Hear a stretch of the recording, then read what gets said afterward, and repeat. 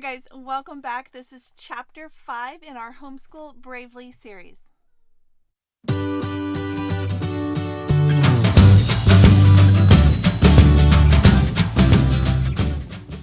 Hey guys, welcome back. I'm Laura Wilkie with Down Home with Lemon Pie. I am a Christian stay-at-home homeschool mama of 7, and right now we are right in the middle of going through this book right here, Homeschool Bravely by Jamie Erickson, How to Squash Doubt, Trust God, and Teach Your Child with Confidence. And we are starting on chapter 5 today. I am so excited. We're enjoying this so much. And I do recommend that you guys get your own copy if you don't already have one, because I am just hitting the high points and I am not touching on everything. And of course, there are going to be things that you're going to want to go back and review and reference later. So I do encourage you to get your own copy. We are starting part 2 today. This book is divided into 3 parts if you're just joining us. And this is the beginning of part 2, which is chapter 5. And this chapter is called When You Have One of Those Kids.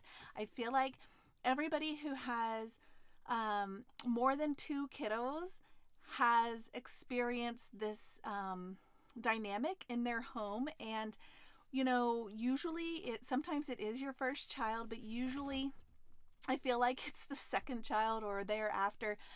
We do have one of these. I won't tell you which one in our home as well. And it's just one of those children who things are just a little more challenging for the whole family. And so she's going to address that, give us some great tips and information for conquering that and being successful homeschool mamas. Okay, so she describes one of those kids as a difficult child who doesn't want to color inside societal lines. She said, I've been there. I'm still there sometimes, but not every day. And I totally get it because I am there too. And she says, you know, all of humanity has had a natural bent towards sin and toward a me first attitude. And this is something to think about since Adam and Eve, but that means your child, but also it means you mamas. And it's not by accident that you were given this child. I have repeated that little quote to myself many times over the years. There's something about your personality that this child needs, something about his personality also that is going to help you as well. And that's something that I think we often forget. So she goes into something that is pretty legit. I've had some well-meaning friends in the past who, when I have confided or just wanting to vent or seeking advice, whichever it was, about a particular child in our home that maybe is more challenging than the rest, and I've had well-meaning friends suggest, well, just send that child to public school. Just homeschool the rest and just send that one to public school. And I want to encourage you guys, as she does as well, that is not going to be the best effort that you can do for this child. There are other things that you can do. So she says, admitting daytime defeat will always come with a catch. After school and on weekends, that same child is still there. You may get a little break, but it's still there. And if you haven't actually tackled or conquered or taught or trained the things that are going on or the skills that are needed right now, then you're just kind of putting it to the side for later. And it's still there. It's still in that child. You're just not dealing with it day to day, but it's still there. She says, and I think this is really interesting here. I put a little arrow because I thought this part was really memorable and I wanted to remember it. Despite your best efforts to create alliances during those non-school hours, things won't improve. Okay. Not only because, I'm just going to do a little side thing here, not only because that child will start to feel different, and not even just different, but like you don't like them, like you don't want them around with the other children. There will be this kind of dynamic that we're these kids and that's that kid, right? And almost like you're pushing them out of the family. That's going to create more problems later. But getting back here, she says, your child's willfulness will continue to ride shotgun, creating a nightly standoff. Why? This is really important because Buildings don't ever get built on good intentions. They take construction and they take work. The same is true of character. Your difficult child is a work in progress. All of that child's traits were woven and knit together by God, and they are good. Just like a piece of sand produces a pearl, the wild in your child can be the start of something great if it's given time and attention. You've probably heard, like, this child that is standing so firm right now is probably going to stand up firm for something in the future, right? And I think it's important to note that something might be standing up for their faith. So she says, I got a laugh out of this. She said, that headstrong curiosity that dumps paint, sand, and glitter on your freshly shampooed carpet may one day discover, do, and create things that the world has been anxiously waiting for. I laughed at this because my same child that is my difficult one, or the one that always wants to challenge us, is also the one that in preschool, toddler ages, was doing these crazy things, like painting the entire floor of an entire room, spreading multiple tubes of toothpaste all over all of the toys. I mean, multiple issues that you're going, how did this even happen? And it's funny because I was right in the next room, and it wasn't very long. You always hear that and you think, sure, right. You weren't watching them or whatever. These kiddos are different. They're built different, they're made different, and that's okay. God's going to do amazing things through them as well. So we need to make sure that we are nurturing those things in a correct way, a correct manner, so that it doesn't just turn into chaos. I like this. She says, your child is a sentence that is not yet complete. Don't anxiously put a period where God has only dropped a comma. I thought that was really sweet. Good way to look at it and think about it. She says, God has given you this child so your love and gifts might help refine and mold him. Yes, absolutely. And she has a quote here from Michelangelo, something that he said about one of his sculptures, and I thought it was perfectly placed in this book. It was very fitting. She says that Michelangelo said, in every block of marble, I see a statue as plain as though it stood before me, shaped and perfect in attitude and action. I have only to hew away the rough walls that imprison the lovely apparition to reveal it to the other eyes as mine see it. So good, and such a good reminder that God wants good for all of us, and the process may look different for different kiddos or different people, but it's still good. When you look at your strong-willed child, you might only see a block of rough stone, but God sees the masterpiece. Okay. God is writing a story in the life of your child, a beginning, middle, and end. This is a good little comparison as well. The middle pages are what make the last page so captivating. Okay. You want to watch a movie or read a book because how they get from point A to point B, all the stuff in the middle, is the interesting part, the exciting part, the encouraging part.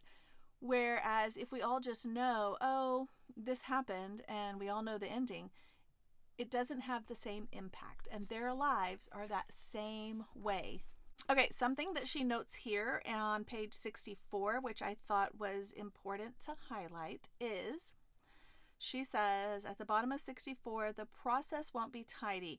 Sometimes homeschooling is not about your children at all. Sometimes it's about you and what God seeks to do in your life. He wants to use everything about it, even your difficult child, to sand off your own rugged edges. It's easy to assume that home is where your children learn to be more patient, kind, mature, righteous. But don't forget, home is where you also learn these mores as well. And I think it is so true. It is very true for me in particular because I was not raised in a Christian home. I was not raised with a Christian background, like regarding history or different subjects, science and things. And so every single thing I've taught my children has been educational for me as well. And I'm so thankful that God has been able to use homeschooling as a way for me to kind of revamp the education I received in my early years.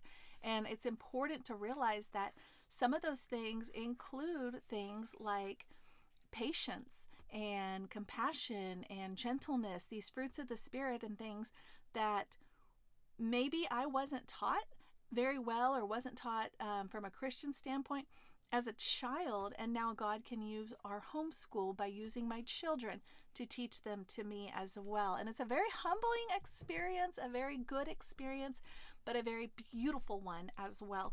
It says, when God removes your ability to control all things by giving you a spirited child, you get thrust into deeper dependence upon Him. Very true. Very true.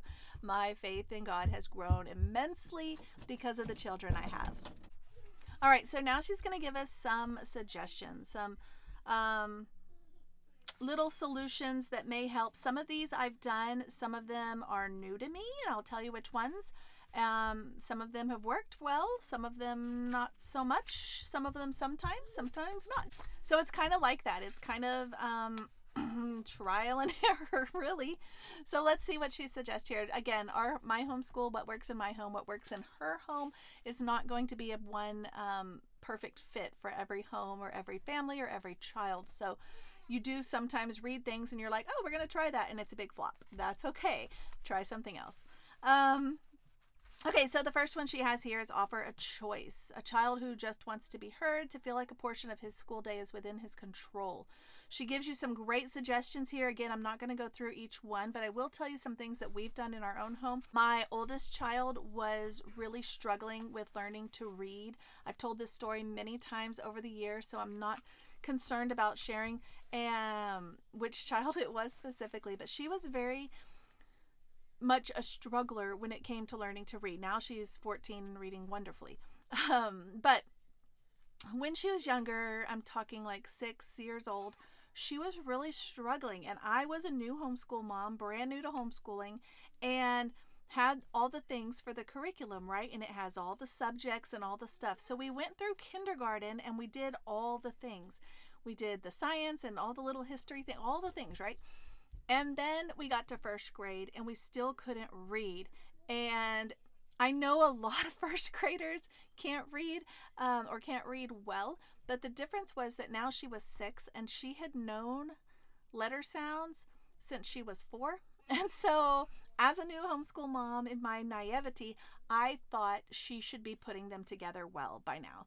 And I thought, okay, it's been 2 years. Why are we not even putting together simple words like cat or dog? What is going on? Now, this was years ago. I will tell you that our philosophy on learning to read, on homeschooling, a lot of things has changed and grown through the years. But as a new homeschool mom, I didn't know any better. So we were struggling through reading. And this child in particular was, at that time, a little bit more spirited. I have other children that are much more spirited. And so all of that to say that I did this. I gave her a choice. And in my mind, I thought, you know what? It's first grade. It's not like we're not going to catch up at some point. So I told her we are going to focus. Our main focus this school year is going to be reading. And it was. And I said, beyond that, I want you to pick 2 or 3 things that you really want to learn about, and we'll add those in as well. But the main thing we're going to focus on is reading. And she thrived that year. Our relationship with each other grew because it wasn't me fighting her the whole day. We just did the reading lessons that we had planned for that day each day, and then the rest was her choice, basically. So she actually, at that time, she wanted to do an art thing, so she chose origami. So we learned origami together, and it was such a bonding experience. She wanted to learn about animals because she was really wanting to be a vet. So we did this simple little science reader book that just really simple and talked about animals, and we do a little animal craft at the end of each one, like a paper plate lion or something. And we bonded so much, and she had her own say in what she was learning, what she wanted to learn, and it made such an impact in our homeschool.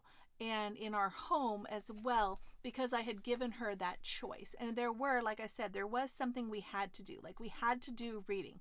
And she grew so much. And so I always rave about her about that. And she knows I do, because she had that time where she grew. Now she's reading 400-page books in a day. And it's just crazy how much the change is. But I've talked about that in many videos if you want to go back and look some up. Okay, her next tip is to establish routines. I will say this is the number one trickiest thing that's going to throw off your homeschool day is if you get off of the routine. Yeah, it's absolutely. Successful days are rooted in good routines. Those routines have to be taught. Here's the part we forget. And re-taught each and every year. Exactly. Especially if you take summers off, or if you take Christmas off, or a month off in winter, or whatever you take off. Anytime you have those breaks, it is going to throw everything back off again. We have done, when we were learning, when most of my kids were really young and we were still trying to establish routines, we didn't take summers off for this reason, so that we could establish the habit of our days. And we might change the subjects we did, but we still had a school time where we did school because we needed that routine. And we still do even now, but it's a little bit more flexible now.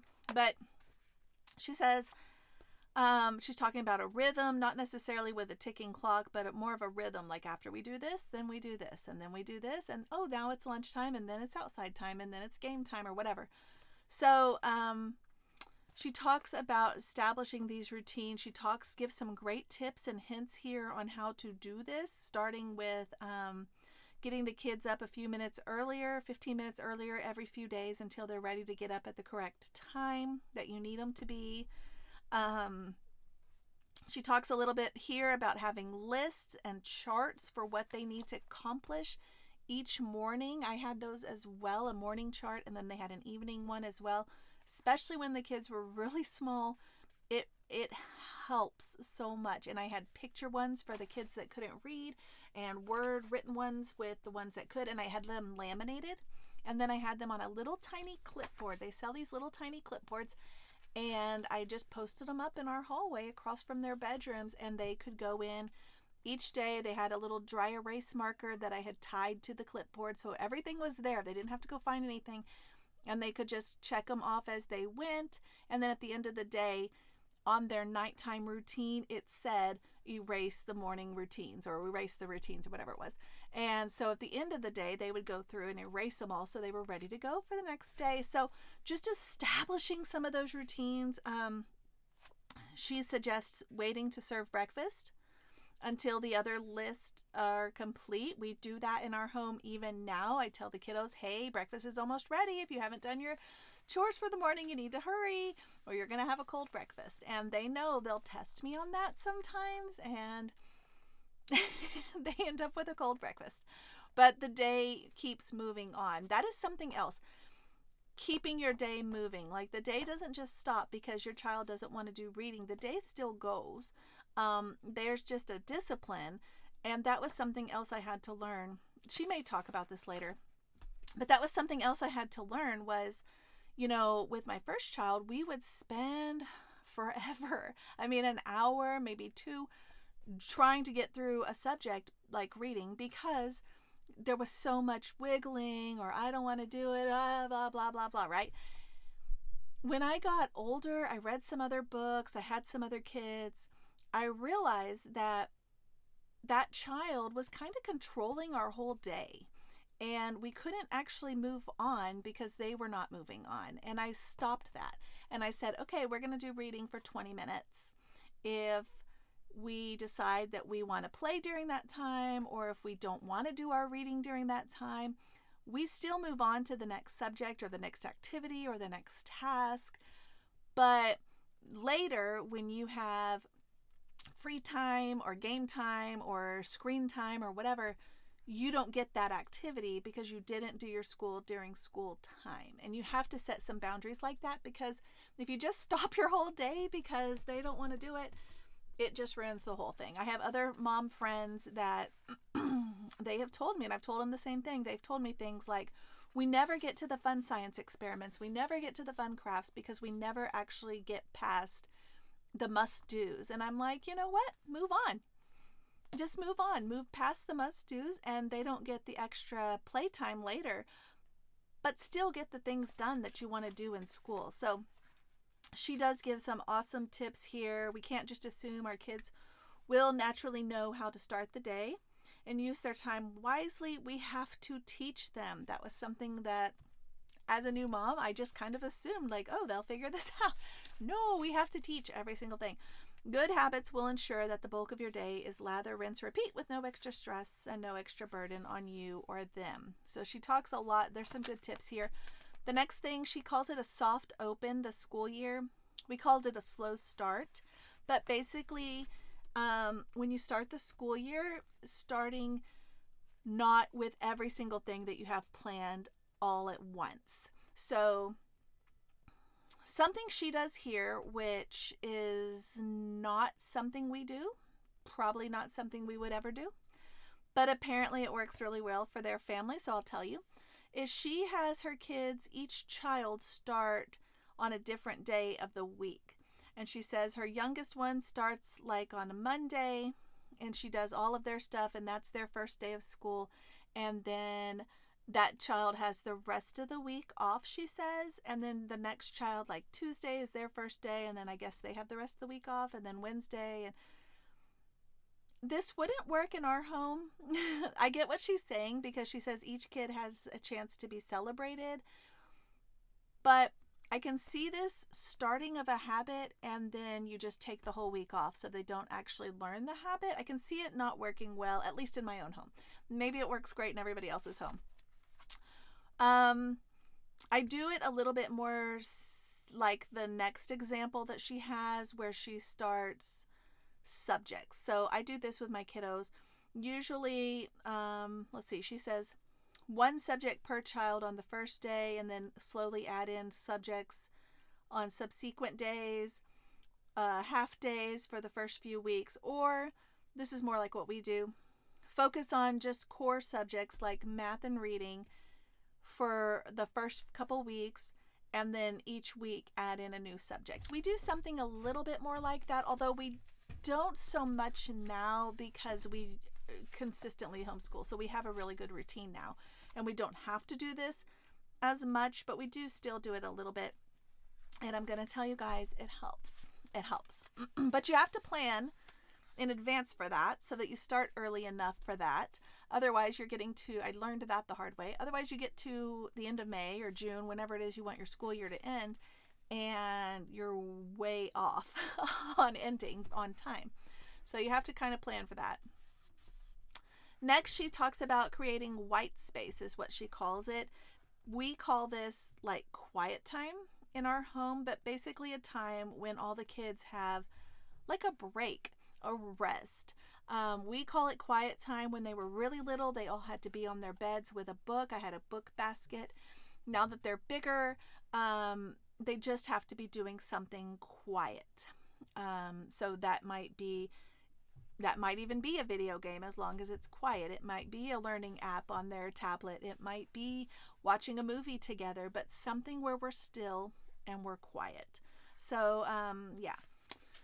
Let's see. She says this allows the kids time to work on things like their passions that they may not have time for, but also to decompress, exhale away from each other, and then they're ready to go again. Agree. And you know what? Let's just be honest, moms, we need it too. So it's good for us too. In fact, originally when we initiated quiet time, I think I was pregnant with our twins. So I had 4 kids already, and I was pregnant with twins. And I think the reason we started doing quiet time was because really mommy needed a break, a little rest time, and that's okay. Okay, the next one she has is encourage personal responsibility. I really like this suggestions she has here. I don't do this, but I do like the idea of it. She talks about when there's a mess in the house, she has actually pre-planned for that, and she color-coded all of their school supplies, from pencils, pencil cases, notebooks, scissors, everything. I love this idea so much. She color coded them so when she sees something out, she knows whose it is. Very good. Good mama. We don't do it this way because we do color coded based on our subjects, and then I just write their name on it, but similar idea. And also we share all the school supplies, so that doesn't really work for our family, but I do love the idea here that she has going. Most people believe that conflict and sibling rivalry are to be avoided. This is important, but it's in the conflict that basic heart issues and differences are brought to the surface and dealt with accordingly. So yes, I feel like we have a little bit of a catch-22 there. Yes, obviously you want conflicts to be avoided.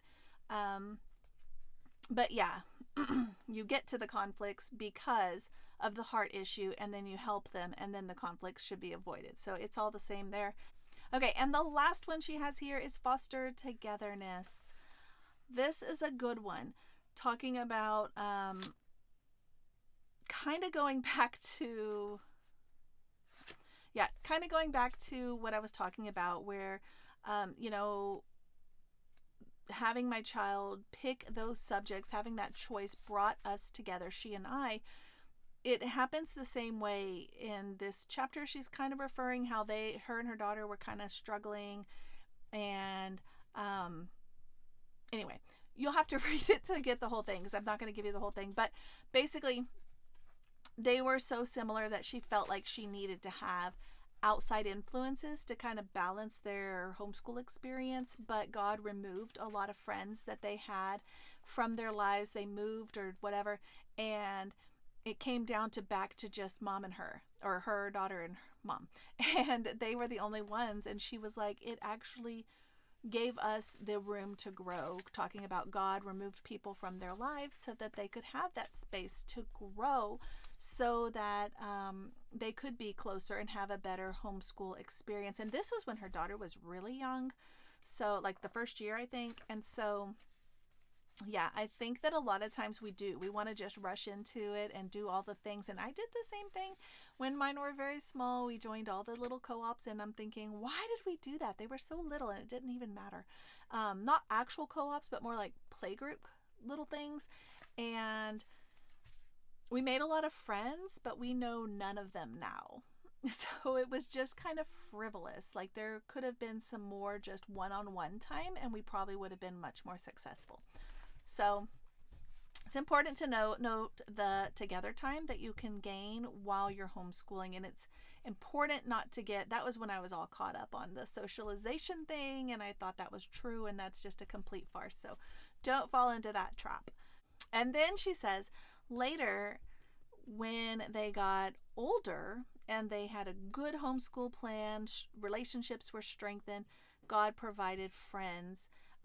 In his perfect timing, God waited to provide friends so that she and I could grow in grace together first. If God has called you to homeschool, we're wrapping it up, one of those kids, you can be sure he has a purpose for it. Trust his plan, his transforming work in your life and in the life of your wild one, and know that there is something about homeschooling that he'll use to perfect both of you. Yeah, absolutely. Again, I would go back to the beginning here on page 64. Let's just reiterate, because it's so good. Sometimes homeschooling is not about your children at all. Sometimes it's about you and what God seeks to do in your life. So mamas, let's be humble. Let's realize that sometimes this challenging kiddo might be opening up and correcting things within ourselves that we need to do. It's just true. So don't run from it, but grow with it. So that wraps up chapter 5 in Homeschool Bravely. I hope you guys are enjoying this so much like I am. I am finding it so good. So the next chapter is chapter 6, Struggling to Teach a Struggler. So stay with us and we will cover that next week.